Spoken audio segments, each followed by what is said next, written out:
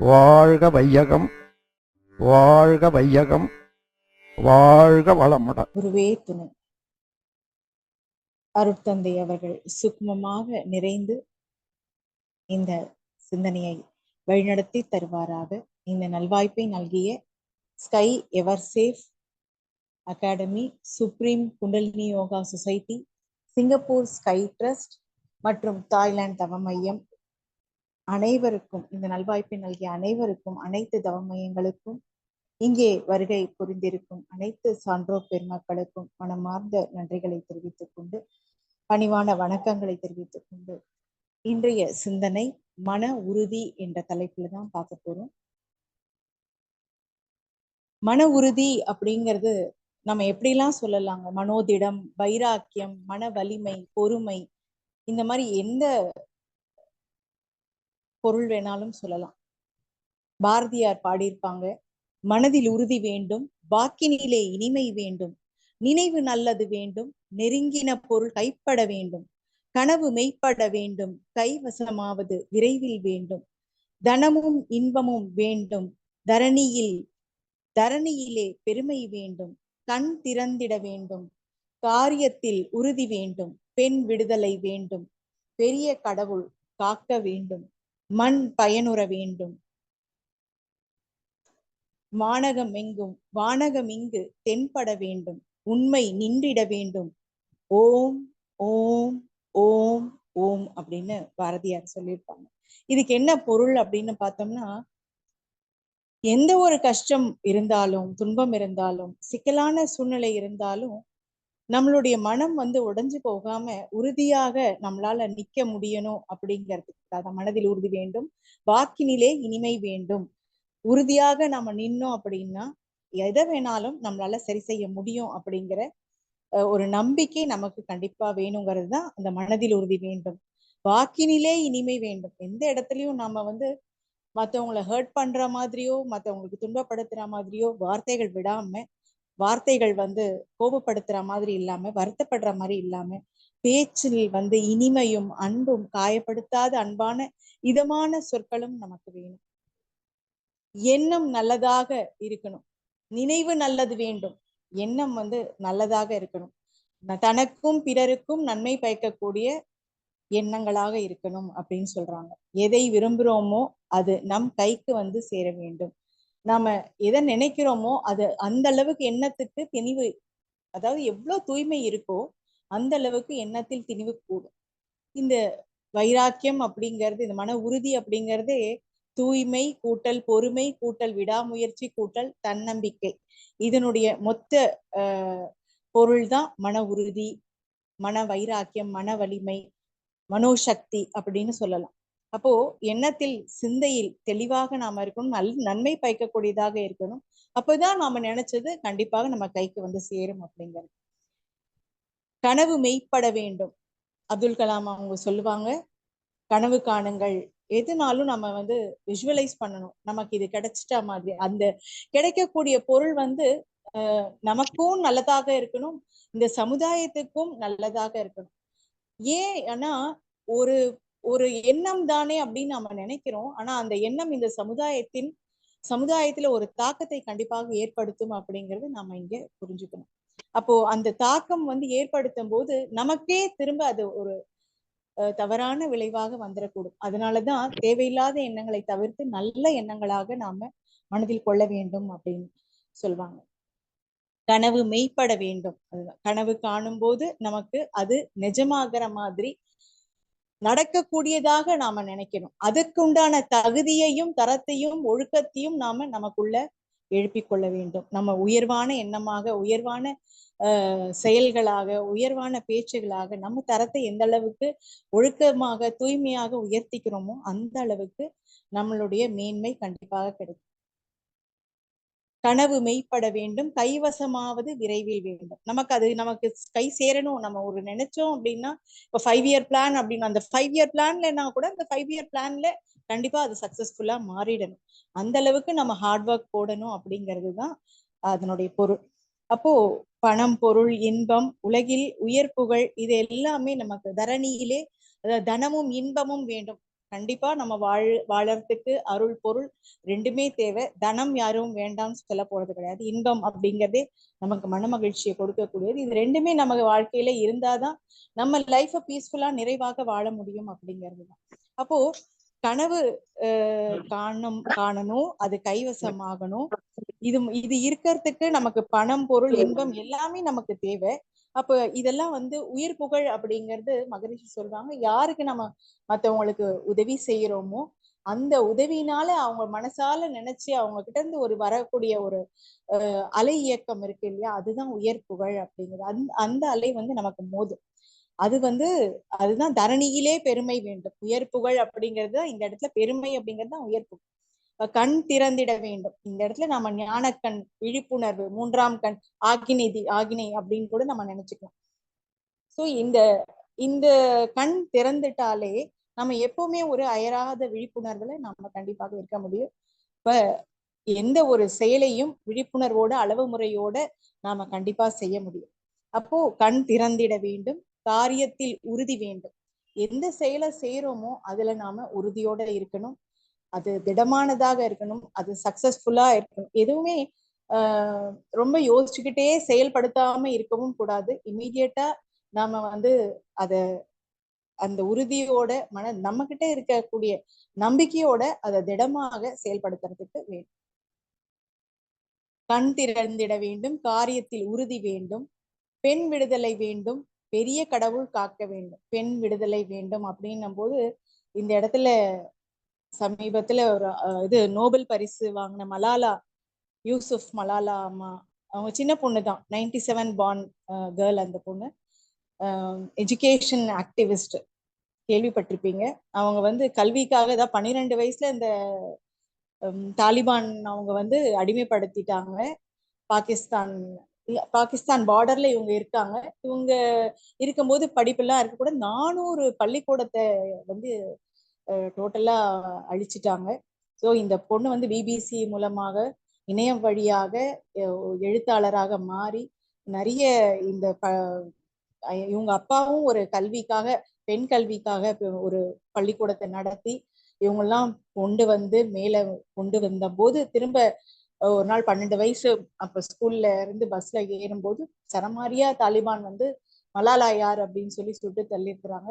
ஆனா அதுலயும் அவங்க அவ்வளோ ஒரு வைராக்கியம், மன உறுதி இருந்ததுனால அவங்க பொழைச்சிட்டாங்க. ஆக்சுவலா பாகிஸ்தான் கவர்மெண்ட் அவங்களுக்காக எல்லா அவங்க அரசு தரப்புக்குள்ள எல்லா சிகிச்சைக்கு உண்டான செலவு மேற்கொண்டாங்க.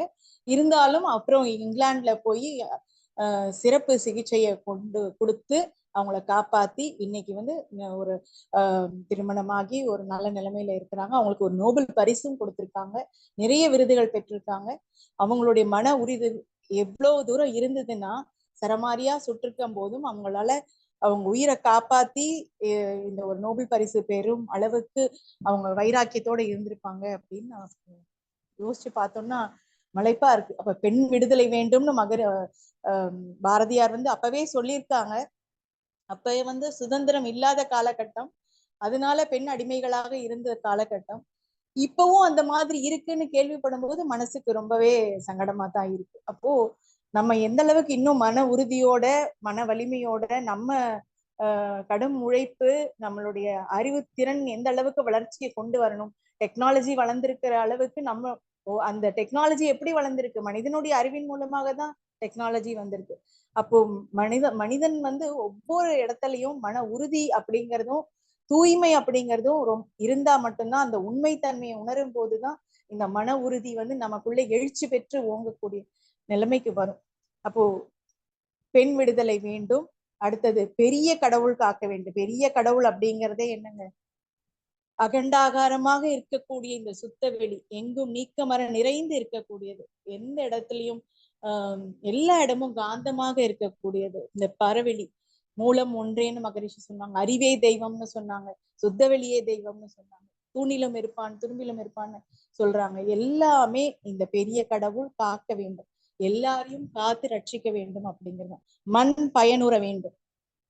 இந்த மண் பஞ்சபூதம், பஞ்சபூதத்தால ஆன இந்த பூமி, இது பயனுற வேண்டும்னா ஒவ்வொரு விவசாயியும் உழவரும் அவங்க விதைக்கிற ஒவ்வொரு நெல்லும் ஒவ்வொரு தானியமும் நல்ல எல்லாருக்குமே கிடைக்கணும். அந்த அளவுக்கு மனிதர் அவங்களுடைய வேதனை இல்லாம, அவங்களை வேதனைப்படுத்தாம, அதாவது விவசாயிகளுக்கு தேவையான பொருள் வசதியோ எதுவுமே இல்லை. அவங்களுடைய இடங்கள் நிலங்கள் எல்லாம் நிறைய இடத்துல இப்ப பிளாட்டாக மாறிடுச்சு. அப்போ அவங்களுக்கு தேவையானது கொடுத்தா மட்டும்தான் இன்னைக்கு நாளைக்கு மனிதனுக்கு உணவு கிடைக்கும். விவசாயம் அப்படிங்கிறது இந்த மண் பயனுற வேண்டும், மாநகமெங்கும் தென்பட வேண்டும். அப்போ எல்லா இடத்துலயும் இந்த அக்ரிகல்ச்சர் அப்படிங்கிறது இருந்தா மட்டும்தான் இது நாட்டினுடைய முதுகெலும்பு. உணவு இல்லாம நம்மளால வாழ முடியாது. ஸோ உணவும் கண்டிப்பாக வேணும், பஞ்சபூதங்களும் கண்டிப்பாக வேணும். அப்படிங்கிறது தான் இந்த இடத்துல மண் பயனுற வேண்டும் அப்படின்னு சொல்லியிருக்காங்க. உண்மை நின்றிட வேண்டும். உண்மை நின்றிட வேணும்னா மெய், உள் மெய். உண்மை அப்படிங்கிறதே உள்மெய்.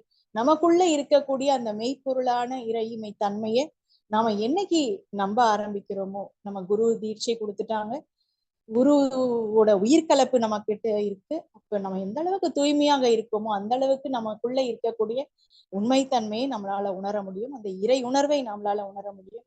இறை உணர்வு அப்படின்றது வந்துடுச்சுனாலே அன்பும் கருணையும் அப்படிங்கிறது கண்டிப்பாக எல்லோருக்கும் மேலோங்கி வர ஆரம்பிச்சு.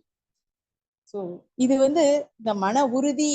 ஏன் நம்ம இப்ப நம்மளுடைய வாழ்க்கையில நம்ம எடுத்துக்கிட்டோம் அப்படின்னா, ஒவ்வொரு சூழ்நிலையிலயும் மன உறுதி அப்படிங்கிறது இருக்க மாட்டேங்குது. எல்லாருமே வாழ்க்கையில ஒவ்வொருத்தருக்கும் எவ்வளவோ சூழ்நிலைகள் இருக்கும்.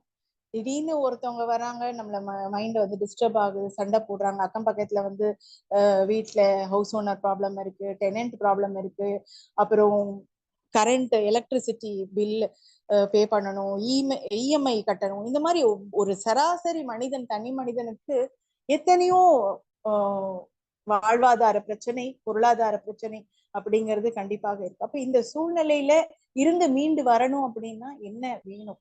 அப்போ மகரிஷி தான் மனவளக்கலை பயிற்சி கொடுத்திருக்காங்க. நம்ம உடல் ஆரோக்கியமாக வச்சுக்கிறதுக்கு மனசுக்கு அகத்தாவும் அகத்தாய்வு பயிற்சி, உயிருக்கு காயக்கல்ப பயிற்சி. இப்ப இந்த நாலுமே நாம செய்து கொண்டு வந்தாலே நம்மளால இந்த ஆகினை, துரியம், சாந்தி, இந்த 3 தவம் பேஸ்மெண்டா நம்மளுடைய ஃபவுண்டேஷன் கோர்ஸாக நம்ம கொடுத்துருக்காங்க. இதுல நாம ஸ்திரமா இருந்தோம்னா, இதுல நாம நிலைச்சு இருந்தோம்னா கண்டிப்பாக நம்ம கிட்ட தைரியம், தன்னம்பிக்கை நம்ம கிட்ட இருந்து ஊக்கம் பெற ஆரம்பிச்சிடும். எந்த இடத்துலயும் பயம் அப்படிங்கிறது வராது. ஏன் பயம் வரும்?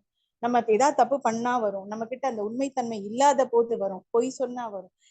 எந்த இந்த அருகுணம் அப்படின்னு சொல்லுவாங்க இல்லையா, பேராசை, சினம், கடும்பற்று, முறையற்ற கவர்ச்சி, உயர்வு தாழ்வு மனப்பான்மை, வஞ்சம், இந்த 6 குணங்களும் இருந்தா கண்டிப்பாக இந்த பயம் அப்படிங்கிறது கண்டிப்பாக இருக்கும். அப்ப இது எல்லாத்தையும் மாத்தணும் அப்படின்னா அதுக்குதான் அருகுண சீரமைப்புன்னு மகரிஷி கொடுத்தாங்க. பேராசையை நிறைமனமாக போதும் அப்படிங்கிற மனசு. நம்ம நிக்கிறதுக்கு ஒரு 3/4 அடி இருந்தாலே போதும். இப்ப உட்கார்றதுக்கு ஒரு 3 அடி இருந்தாலே போதும். அப்ப படுக்கிறதுக்கு ஒரு 6 அடி இருந்தாலே போதும். இதுதான் நம்மளுடைய தேவை. இந்த வயிற்றுக்கு தான் ஒரு 3 இட்லியோ இல்லை இவ்வளவுதான், நமக்கு இவ்வளவு கஞ்சி சாப்பிட்டா போதும் அப்படின்னா அந்த அளவுக்கு தான் நம்மளால சாப்பிட முடியும். அப்ப இந்த தேவை உணர்வை நம்ம புரிஞ்சுக்கிட்டா போதும். மகரிஷி இத மன உறுதிய சிந்தாமணி அப்படின்னு சொல்லுவாங்க. அதாவது சிந்தை மணியான நிலை, அதாவது அறிவு சலனமற்று புலனடக்கம் பெற்று உறுதி பெற்ற நிலை அப்படிங்கிறது தான். தன் உயிர்நிலை உணர்ந்த பின் அங்கு கிட்டிய ஆற்றலால் நம்ம எந்த அளவுக்கு தவம் செய்யறோமோ அந்த அளவுக்கு நம்மளுடைய உயிர் சக்தியை அதிகப்படுத்திக்க முடியும், நம்ம ஜீவகாந்த சக்தியை பெருக்கிக்க முடியும். ஜீவகாந்த சக்தி பெருக்கிறதுக்கு கண்ணாடி பயிற்சி, தீப பயிற்சியும் கொடுத்திருக்காங்க. அப்போ நம்ம இத செய்ய செய்ய நமக்கு ஆற்றல் அதிகமாகும். அப்ப உயிருக்கு மூலநிலை என்ன? அறிவும் ஆர்வம், அதாவது ஒவ்வொரு நமக்குள்ள இருக்கக்கூடிய அறிவு என்ன பண்ணுது, அறிவுக்கும் இந்த புலன் மயக்கத்திலேயே இருக்கக்கூடிய இந்த மனசு, இந்த ரெண்டுத்துக்கும் உள்ள டிஃபரன்ஸ் நமக்கு நல்லா தெரிய ஆரம்பிச்சிடும். 6வது அறிவு தான் புலன் மயக்கத்தில இருந்து மீட்டு கொண்டு வருது. அந்த 6வது அறிவு அப்படிங்கிறது எப்போ உறுதிப்படும் அப்படின்னா, நமக்குள்ள இருக்கக்கூடிய அந்த அறிவை அறியும் நிலை, அந்த ஆர்வம் எழும்போது சிந்தனை உயர்ந்து உயிர் விரைவை சிறிது கொஞ்சம் கொஞ்சமாக தவத்தின் மூலம் குறைச்சி கொண்டே நம்மளுடைய மென்டல் ஃப்ரீக்வன்சியை 13 to 8 சைக்கிள்ஸ் பெர் செகண்ட். அதாவது 13ல இருந்து 8 வரைக்கும் குறைஞ்சு கொஞ்சம் கொஞ்சமா தான் குறைக்க முடியும். ஏன்னா நம்ம இத்தனை வருஷம் எல்லாம் வெளிப்புறமாகவே தான் பார்த்துக்கிட்டு இருக்கிறோம், கேட்டுட்டு இருக்கோம், பேசிட்டு இருக்கோம், நுகர்ந்துட்டு இருக்கோம். தொடு உணர்வின் மூலம் இன்பம் துன்பத்தை அனுபவிச்சுக்கிட்டு இருக்கோம். அப்போ இத்தனை வருஷத்திற்கு அப்புறம் தான் நமக்கு இந்த தவ பயிற்சி கிடைச்சிருக்கு. அப்ப இந்த தவ பயிற்சி கிடைக்கும் போதுதான் நம்ம உள்முகமா டிராவல் பண்றோம். அப்போ உள்முகமாக நாம எவ்வளவு தூரம் பயணிக்கிறோமோ அந்த அளவுக்கு உள்ள இருந்து குப்பையை கிளறிட்டு வர மாதிரி ஒவ்வொன்றும் தேவையில்லாததெல்லாம் எழுச்சி பெற்று, ஏன்னா பழக்கப்பதிவு பழக்கத்தினால பதிஞ்சு வச்சதை தூண்டி விட்டுக்கிட்டதை திரும்ப எழுச்சி பெற்று வெளியில வரும்போது அது போகட்டும் அப்படின்னு நம்ம அப்படியே அது பாடு நம்ம அமைதியா இருந்து வேடிக்கை மட்டும் பார்த்துக்கிட்டு இருந்தா போறோம். அதுவாகவே வெளியே போயிரும். நம்ம தேவையில்லாம திரும்ப அந்த எண்ணத்துக்கு ஒரு வலிமை கொடுத்துட்டோம், அந்த மயக்கத்துக்கு வலிமை கொடுத்துட்டோம் அப்படின்னா அவ்வளவுதான். திரும்ப நம்ம ஃப்ரீக்வன்சி மாறிடும், உணர்ச்சி நிலைக்கு வந்துருவோம். அப்போ உணர்வு நிலைக்கு வரும்போது அகத்தாய்வு பயிற்சி சேர்த்து செஞ்சோம் அப்படின்னா நம்மளால திடமாக இருக்க முடியும். அப்ப மன அலைச்சல் குறைச்சிக்கிட்டே வரும்போது முடிவாக தான் இயக்கமற்ற அந்த அமைதி நிலையை துரியாதீதம் இன்னும் மேல்நிலையில தவம் செய்யும் போது துரியாதீத நிலை 9 மையம் நம்மளுடைய எல்லா ஆதாரங்களையும் நம்ம தூண்டி விடும் போது கண்டிப்பாக நம்ம அதுக்கப்புறம் சுத்தவெளியோட அமைதியாக நமக்கு தெரியாது நாம அங்க இருக்கிறோம், ஆனா நம்ம இருக்கிறோன்றத மட்டும் தான் உணர முடியும். அது கூட சம்டைம்ஸ் இருக்காது. அந்த உணர்வு நிலை, அந்த நுண் அதிர்வு நிலை மட்டும்தான் நமக்கு இருந்தும் இல்லாத ஒரு நிலை. அதுதான் ஆதிக்கு சமமான நிலை, சமாதி நிலை அப்படின்னு சொல்லுவாங்க. இறைநிலையோட ஒன்று இருக்கும் போது நம்ம கிட்ட இருக்கிற பாவப்பதிவுகள் எல்லாம் கழிந்து நம்மளை தூய்மைப்படுத்திக்கிட்டே வந்துருவோம் கொஞ்சம் கொஞ்சமா. இப்ப கொஞ்சம் கொஞ்சமா நம்ம வீட்டை நம்ம பெருக்கி சுத்தப்படுத்துற மாதிரி நம்ம மனசுக்குள்ள இருக்கக்கூடிய தேவையில்லாத இத்தனை நாள் நம்ம எப்படி எல்லாம் நினைச்சிருக்கிறோம், எப்படி இருக்கிறோம் அப்படிங்கிறது நம்ம உள்ள இருந்து நமக்கு ஒரு கண்ணாடி, நீ இவ்வளவு நாள் இப்படி இருந்த, இப்பதான் நீ சொன்ன நீ கிளீன் பண்ற, இத்தனை நாள் நீ வெளியிலதான் சுத்தப்படுத்திக்கிற அப்படின்னு நமக்கு உள்ள இருந்து நமக்கு ஒரு குரல் கொடுத்துக்கிட்டே இருக்கு. அதுதான் அந்த இறையாற்றல். அப்போ மெய்ப்பொருளாகும் போதுதான் நம்மளுடைய இருப்பு நிலை அப்படிங்கிறத அணு முதல் கொண்டு அண்டங்கள் அனைத்துக்கும் அப்பால் உள்ள பெருவழி வரையில் நிறைந்து இருக்கும் பெருமையினை நாம உணர்ந்துக்க முடியுது. அப்போ என்ன தேவை, என்ன இருப்புங்கிறது சுத்தவெளி எங்கும் நீக்கமர எல்லா இடத்துலயும் இருப்பாக இருக்கு. அதற்கும் அதாவது தேவைக்கும் இருப்புக்கும் இடையே உள்ள தெய்வீக தொடர்பு, அதன் ஒழுங்கமைப்பு, அதனுடைய ஆர்டர் ஆஃப் கான்சியஸ்னஸ் எவ்வளவு சீராக இயங்கிட்டு இருக்கு. சூரியனோ பூமியோ சந்திரனோ எல்லா கோள்கள் எல்லாமே அதனுடைய ஆர்டர் ஆஃப் கான்சியஸ்னஸ்ல கரெக்டாக ஓடிக்கிட்டு இருக்கு. எந்த இடத்துலயும் எம்மி அளவு கூட பெசகல, அந்தந்த டிஸ்டன்ஸ்ல அது கரெக்டா ஓடிக்கிட்டு இருக்கு. அப்ப மனிதன் மட்டும் தடம் மாறுறான்னா அப்போ 6வது அறிவை முறையாக பயன்படுத்தாததுனாலதான் தடம் மாறுறாங்க. அப்போ இந்த தெய்வீக தொடர்பு அதனோட ஒழுங்கமைப்பை உணர்ந்துட்டா ஆன்மா முழு அமைதி பெற ஆரம்பிச்சிருக்கு. அப்ப இந்த நிலைதான் சிந்தாமணி அப்படின்னு சொல்றாங்க. அப்ப இந்த இடத்துலதான் மனம் உறுதிப்படுது. இதுதான் ஆன்மா, நமக்குள்ள இருக்கக்கூடிய ஆன்மாங்கிறது இந்த உயிரை தூய்மை பண்றதுக்காக வந்திருக்கக்கூடிய இறையாற்றல் அப்படிங்கிறது புரிஞ்சுக்க முடியும். அதுதான் நமக்குள்ள இருக்கக்கூடிய இறைமை தன்மை. இதுதான் மனிதனுடைய முழுமை பேரு. இதற்கு ஆன்மா தன்னை அறிய வேண்டும். நம்ம மேம்போக்காக பேசுறதோ படிக்கிறதுனாலயோ கிடைக்காது. உணர்ந்தா மட்டும்தான் கிடைக்கும், பயிற்சி செஞ்சா மட்டும்தான் கிடைக்கும். அப்போதுதான் நமக்கு அமைதி பிறக்கும். பிறப்பும் அரும் பழிச்செயல்கள் கழிக்கணும். நாம அதுக்குதான் வந்திருக்கோம். நாம வினைப்பதிவே தேகம் கண்டாய்ன்னு சொல்லுவாங்க திருமூலர். அதனால நம்மளுடைய வினைப்பதிவுனாலே செயல்பதிவுகள், அது புண்ணியம் பாவம் ரெண்டுமே சேர்ந்துதான் இருக்கு. அப்ப எல்லாத்தையுமே நம்ம கழிச்சாதான் நம்ம தெய்வத்தோட ஒன்றி போக முடியும். அப்போதான் நம்ம தூய்மை பெற முடியும். தன்னிலை மறந்து ஆன்மா புறக்கவர்ச்சியில மயங்கி செயலாற்றும் போது ஆசை, சினம், கடும்பற்று, முறையற்ற பால் கவர்ச்சி, உயர்வு தாழ்வு மனப்பான்மை, வஞ்சம், இந்த 6 குணங்கள் எல்லாமே நிலை மாறி இயங்குது. இதன் விளைவுகளாகவே நம்ம எல்லாத்தையும் மாத்தி அமைச்சிட்டோம் அப்படின்னா பேராசை நிறைமனமாக, சினத்தை பொறுமையாக, கடும்பற்று ஈகையாக, முறையற்ற பால் கவர்ச்சி கற்பு ஒழுக்கமாக, உயர்வு தாழ்வு மனப்பான்மையை நேர்நிறை உணர்வாக, வஞ்சத்தை மன்னிப்பாக, எல்லாத்தையும் நம்ம மாத்தி அமைக்கிறதுக்கு அகத்தாய்வு பயிற்சி நமக்கு உதவி செய்யும்.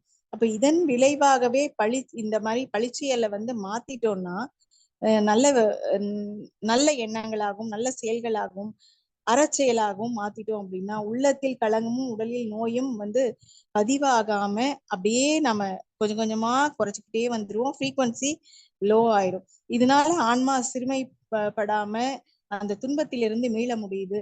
இந்த நிலையிலிருந்து ஒரு நல்ல திருப்பம் வந்து அதற்கு நம்ம கொடுக்கும் போதுதான், இந்த அகத்தாய்வு மூலமா கொடுக்கும் போதுதான் நம்ம தூய்மை நமக்கு புரிய வரும்போது தன்னம்பிக்கை ஆட்டோமேட்டிக்கா எழுச்சி பெற ஆரம்பிக்கும்.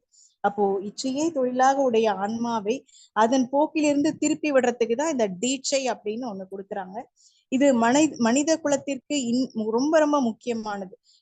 அப்படின்னு நம்ம முன்னோர்கள் யோசிச்சு சிந்திச்சு இந்த மாதிரி மகான்கள் சித்தர்கள் இவங்கெல்லாம் வந்து மனிதர் ரூபத்துல வந்த கடவுள் அப்படிங்கறத நம்ம அண்டர்ஸ்டாண்ட் பண்ணிக்கணும்.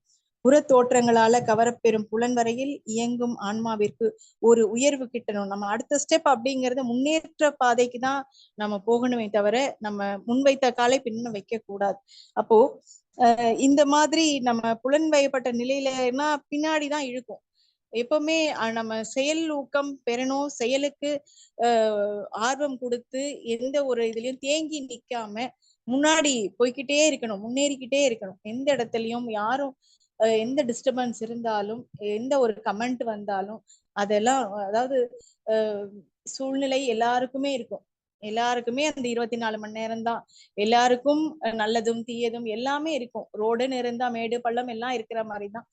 ஒரே சீராக இருந்தா அந்த இடத்துல வந்து ஸ்பீடா நம்மளால போக முடியும். அப்ப குண்டு குழியும் போதுதான் நம்ம பாதுகாப்பா போகணும் அப்படிங்கிற ஒரு விழிப்புணர்வு நமக்கு வருது.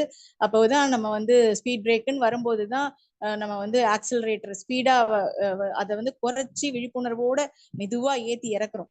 அப்போ எந்த இடத்துலயும் நம்ம மன உறுதி அப்படிங்கிறது இருந்தா மட்டும்தான் அந்த கண்ட்ரோல் செல்ஃப் கண்ட்ரோல் அப்படிங்கிறது நமக்கு வந்துடும். அந்த உறுதிப்பாடுதான் மன உறுதி. அப்போ இந்த பயிற்சினால நமக்கு ஓர்மை, கான்சென்ட்ரேஷன், அடக்க நிலை, அதாவது புலனடக்கம் அப்படிங்கிறது மெடிடேஷனால மட்டும்தான் நமக்கு கிடைக்கும். ஒடுக்க நிலை அப்படிங்கிறது சமாதி. இந்த 3 பிரிவுகள்ல நமக்கு கிடைக்கும். அறிவு ஓர்மை பெற்று அடங்கி நமக்கு லயம் ஆகுது.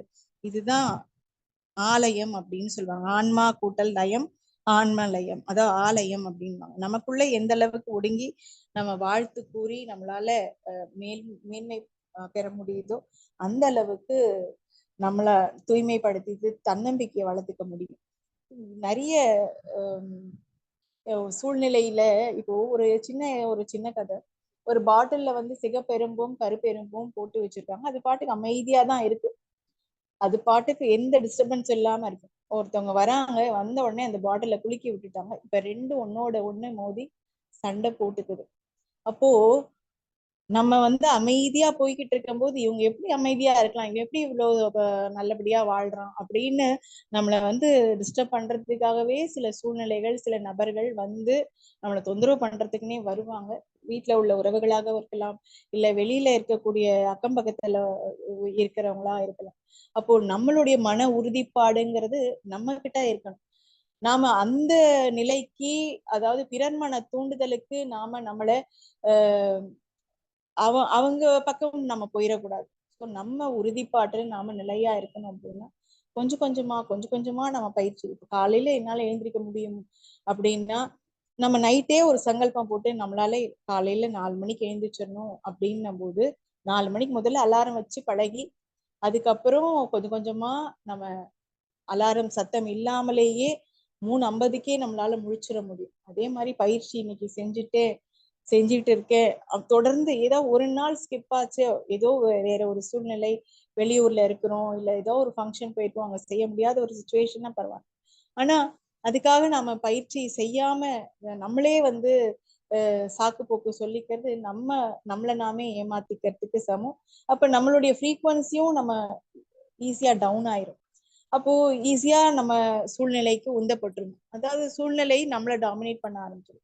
நம்மளுடைய ரிமோட் கண்ட்ரோல் அப்படிங்கிறது நம்ம மனசு வந்து நம்ம தான் கண்ட்ரோல் பண்ணிக்கணுமே தவிர வெளிப்புற சூழ்நிலை எந்த தாக்கத்தை கொடுத்தாலும் நாம நம்மளுடைய மன உறுதியில உறுதிப்பாடாக இருக்கணும் அப்படின்னு தைரியமா தன்னம்பிக்கையோட இருக்கணும். பாரதியார் இன்னொரு பாட்டு கூட சொல்லியிருப்பாங்க, ஒளி ஒளி படைத்த கண்ணினாய் வா வா வா, உறுதி கொண்ட நெஞ்சினாய் வா வா வா, களி படைத்த மொழியினாய் வா வா வா, கடுமை கொண்ட தோழினாய் வா வா வா, தெளிவு பெற்ற மதியினாய் வா வா வா, சிறுமை கொண்டு பொங்குவாய் வா வா வா, எளிமை கண்டு இறங்குவாய் வா வா வா, ஏறு போல் நடையினாய் வா வா வா. நம்ம எந்த அளவுக்கு தவம் செய்யறோமோ அந்த அளவுக்கு நம்மளுடைய கண்கள்ல அந்த பூரிப்பு ஒளிப்படைத்த கண்களாக நமக்கு தெரியும். அந்த உறுதி கொண்ட நெஞ்சம் நமக்கு வந்துடும். களிப்படைத்த இனிமை மிக்க ஒரு மொழி நம்மளுடைய நமக்கிட்ட இருந்து இதமான ஒரு பேச்சு, ஒருத்தவங்களை உற்சாகப்படுத்தக்கூடிய அளவுக்கு ஆறுதல், ஆதரவு, இனிமை, அவங்களுக்கு வந்து ஒரு வைட்டமின் சக்தியாக நம்ம வந்து நம்மளுடைய பேச்சு இருக்கணும். பண்புள்ளதாக இருக்கணும். அவங்கள மதிப்பு கொடுக்கக்கூடியதாக இருக்கணும்.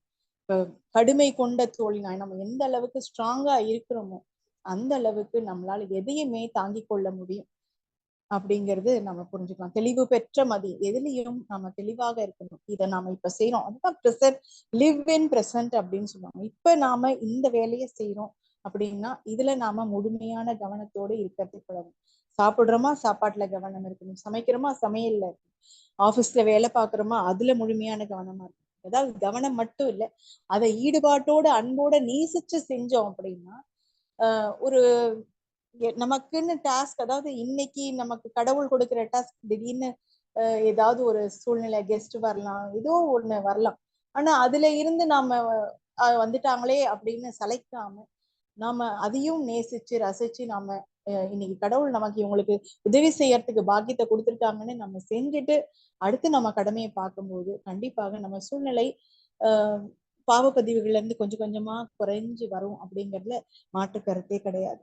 ஆற்றல் மிக்க நம்மளுடைய ஒரு ஆளுமை, நம்மளுடைய உயிரோடைய பலம் கொண்டவராக, நம்மளால மனதில் ஒளி உடையவராக, குணநலன்களில் ஒழுக்கம் மிக்கவராக, கற்போட இருக்கக்கூடியவங்களாக ஒவ்வொருத்தரும் நம்ம இருந்துட்டோம் அப்படின்னா அந்த உண்மை தன்மையும் நாமும் ஒன்று அப்படிங்கிறத கண்டிப்பாக உறுதிப்பாடாக இருக்க முடியும். இந்த எப்பவுமே கடல்ல வந்து கல்லு எரிஞ்சோம்னா கடலுக்கு வந்து வலிக்காது. அதுக்கு பதிலா என்ன ஆகும்னா கல்லு தானாவே மறைஞ்சிடும். அந்த மாதிரிதான் கமெண்ட்ஸ், அதாவது தேவையில்லாத விமர்சனங்கள் நம்மளை வந்து டிஸ்டர்ப் பண்ணுது அப்படின்னா அந்த விமர்சனங்களை வந்து கல்லாக நாம நினைச்சிட்டோம் அப்படின்னா அது பாட்டுக்கு கடல்ல தானா மறைஞ்சு போற மாதிரி நாம கடலாக நாம நம்ம நினைச்சுக்கணும். அப்போ வெற்றி வாய்ப்பு உள்ள மனிதர்கள் வந்து எப்பவுமே எதற்காகவும் கவலைப்பட மாட்டாங்க. ஏன்னா யூனிட்டி இஸ் ஸ்ட்ரென்த் அப்படின்னா ஒற்றுமையே பலம். எது ஒற்றுமை? நமக்குள்ள இருக்கக்கூடிய அனைத்து உள்ளுறுப்புகளும், அனைத்து இரத்த ஓட்டம், காற்றோட்டம், உயிரோட்டம், இதுவும் சேர்ந்து இறை சக்தியோட எல்லாமே யூனிட்டி, அதாவது அந்த ஹார்மனி, அந்த இணக்கத்தன்மை, இதெல்லாம் தாங்க வலிமை.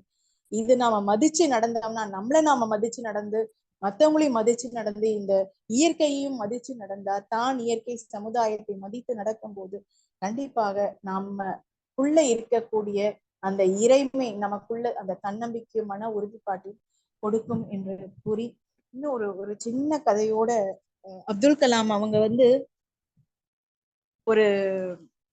அதோட நான் நிறைவு பண்ணிக்கலான் இருக்கேன்.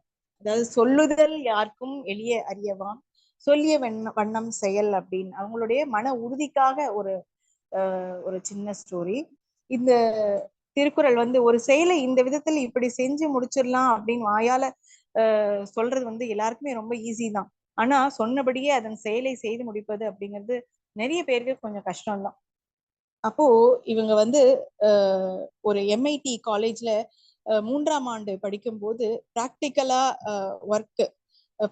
ஒர்க் இருக்கு இல்லைங்களா, அதன் நிமித்தமாக சக மாணவர்களோட இணைந்து போர் விமானம், அதாவது லோ லெவல் அட்டாக் ஏர்கிராஃப்ட் அப்படின்றது ஒண்ணு உருவாக்க பயிற்சியில ஈடுபட்டிருந்தாங்க.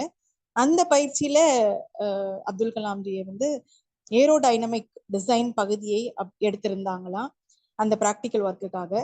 ஒரு நாள் வந்து MIT-யின் இயக்குனர் ஸ்கை வேதாத்திரியம் அமுதம் சேனலுக்கு இதுவரைக்கும் சப்ஸ்கிரைப் பண்ணின அனைத்து அன்பர்களுக்கும் மிக்க நன்றி. வாழ்க வளமுடன். அனைவரும் வேதாத்திரிய தத்துவங்களை உலகறிய செய்வோம்.